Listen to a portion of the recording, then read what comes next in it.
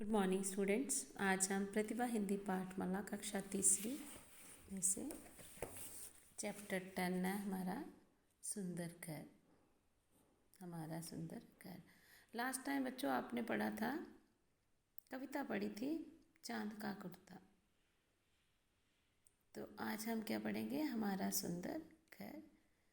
इसमें बेटा क्या बताया गया है, इसमें सफाई के बारे में बताया गया कि हमें अपने घर को सुंदर क्यों बनाना है, सफाई रोज़ क्यों करनी है और इसका सेहत से क्या संबंध है। तो बेटा घर को साफ रखेंगे तो क्या है, हम बीमारियों से दूर रहेंगे और हमारी सेहत भी है जो वो अच्छी रहेगी। तो इस चैप्टर में बताया गया है कि बीमारियों से दूर रहने के लिए शरीर की सफाई के साथ क्या है, अपने घर को भी साफ रखना बहुत ही जरूरी है। फर्श की धूल और दीवारों पर लगे जालों से क्या है, बीमारी के क्या है, कीटाणु रहते हैं, जो कि हम इनकी रोज़ सफाई नहीं करेंगे तो ये हम सांस लेते समय ये जो कीटाणु है हमारे शरीर के अंदर समा जाएंगे और बीमारियों के रूप में फैल जाएंगे।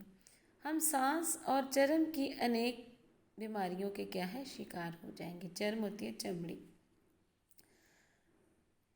तो बेटा आप अपने घर को सुंदर कैसे बनाएंगे, चीज़ों को सही जगह पर रखकर या चीज़ों को बिखेर कर।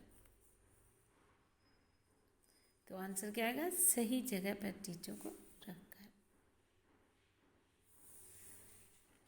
हमारे जो आसपास का वातावरण है वो शुद्ध होना चाहिए, हमेशा साफ सफाई रखनी चाहिए।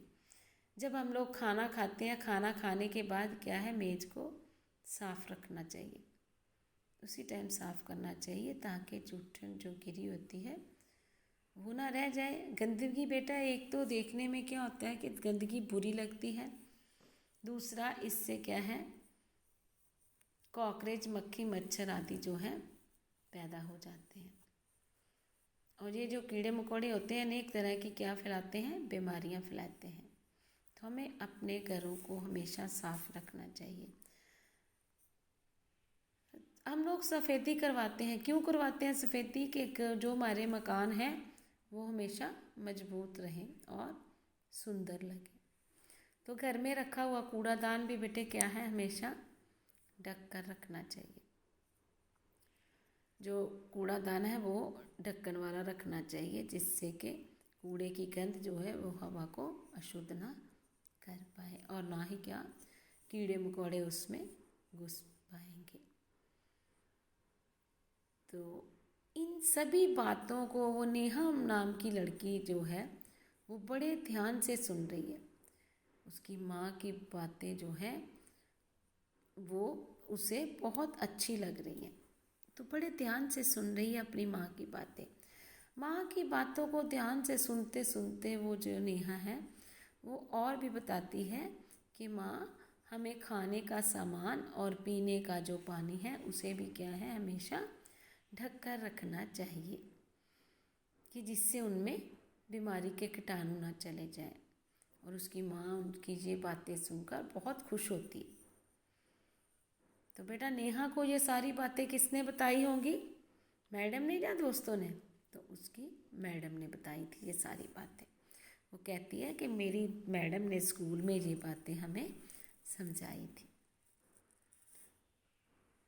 तो बेटा अपने घर को साफ सुथरा रखने के लिए हमें भी अपनी माता की मदद करनी चाहिए, क्योंकि ये जो नेहा नाम की लड़की है वो भी क्या कहती है कि मैं अपनी माता की मदद ज़रूर करूँगी सफाई रखने के लिए, घर को साफ सुंदर बनाने के लिए।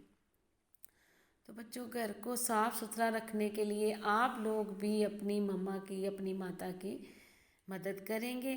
घर में एक तो घर आपका सुंदर लगेगा और दूसरा क्या होगा कि आपकी मदर की, जो माता की मदद भी हो जाएगी। इसलिए हमें हमेशा अपने घर को साफ सुथरा रखना चाहिए।